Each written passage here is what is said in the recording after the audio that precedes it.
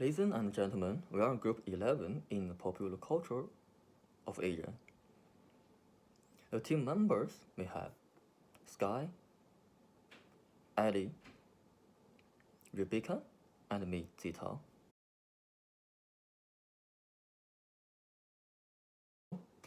When we're talking about Asian cultures, the first thing comes to our mind might be the Asian skill rule, which people treat for skills.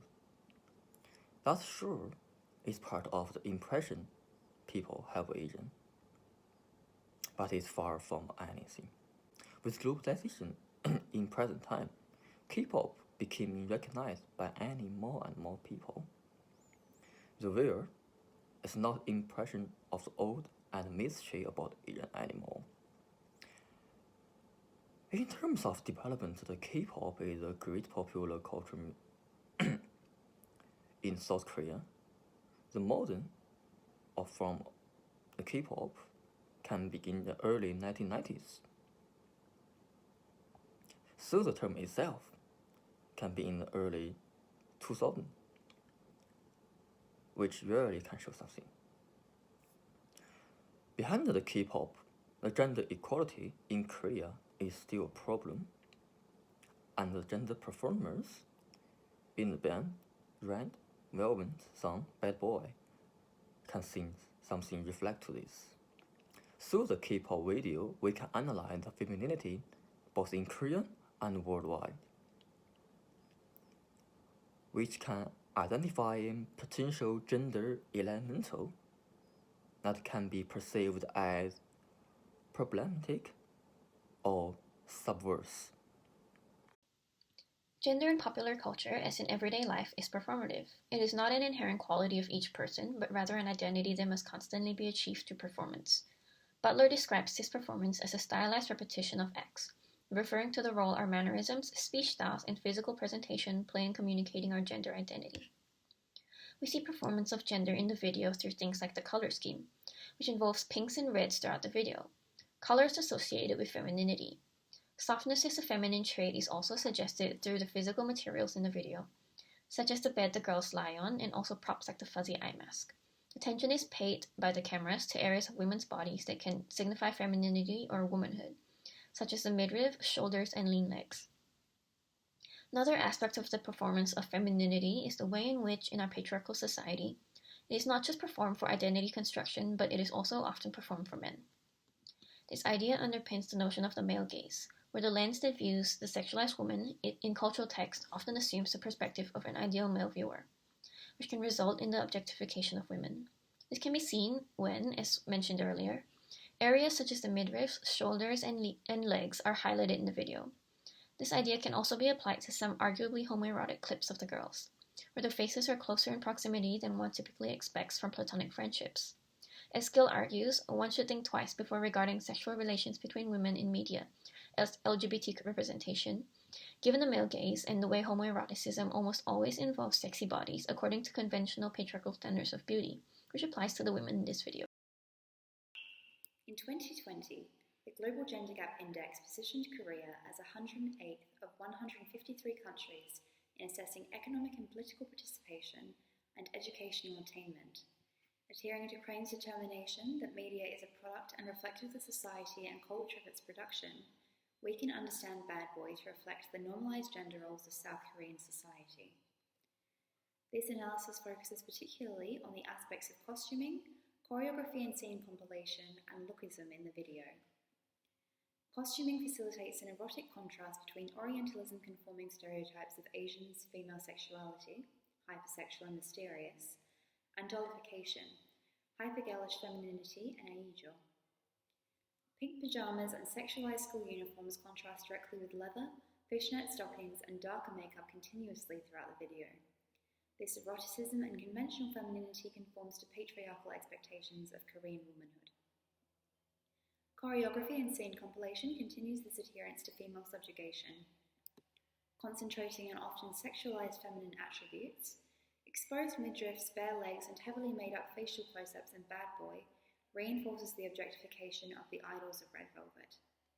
Crossing between sequences with demure and innocent facial expressions and darker, seductive scenes further adheres to a dollification, hypersexualization contrast, conforming to Korea's Neo-Confucian patriarchal structures.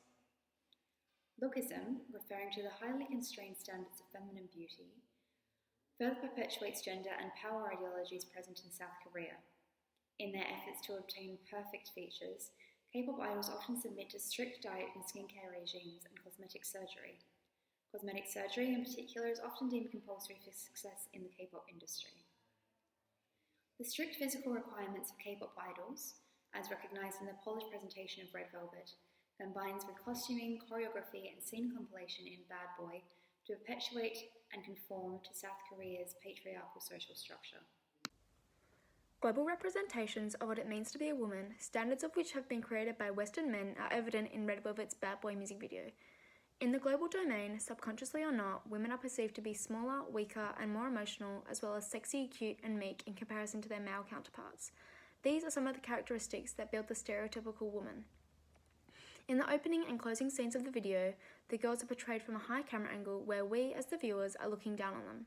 This production of the video coincides with Saeed's notion of theory wherein women are submissive to the dominant male, as we look down on this group of girls as if they are lesser than.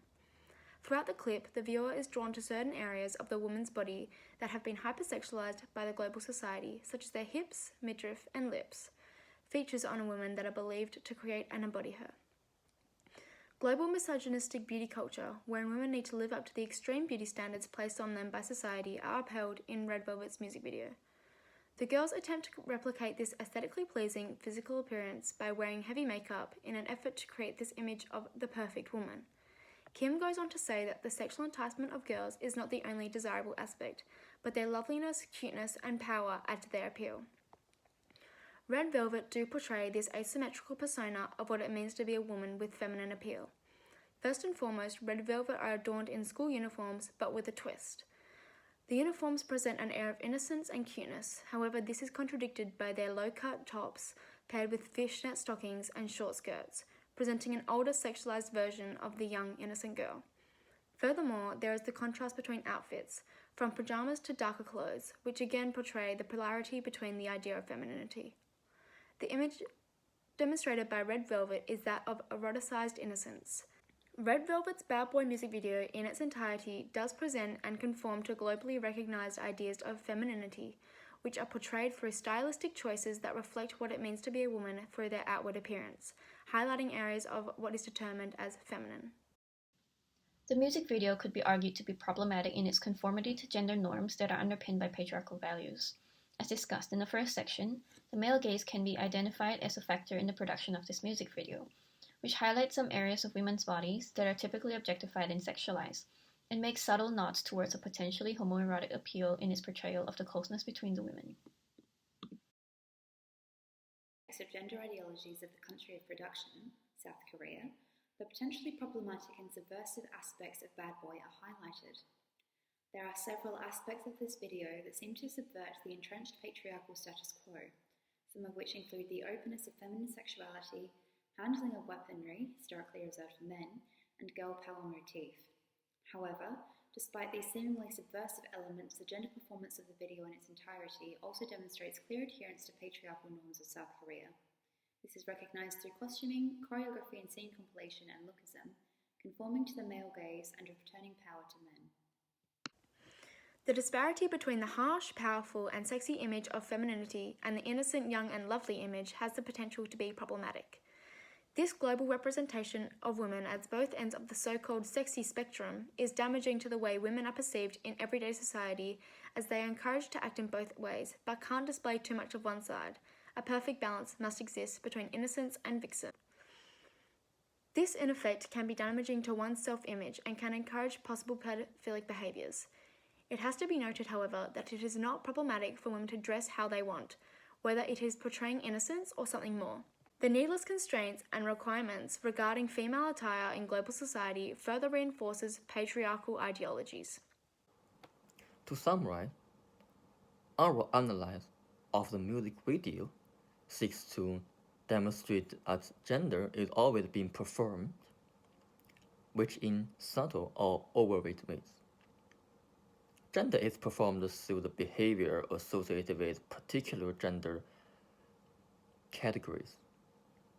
And female gender performance can sometimes be argued to be consumption of the male gaze. In Bad Boy, we can see the woman convention as cute, vulnerable, and hypersexual. Those features confirm to Korea's new Confucian hierarchical structures. The video has innocence and erotic elements, which can be interpreted as potentially problematic by the audience. The imagined demonstrated by the violence is that of the erotic innocence.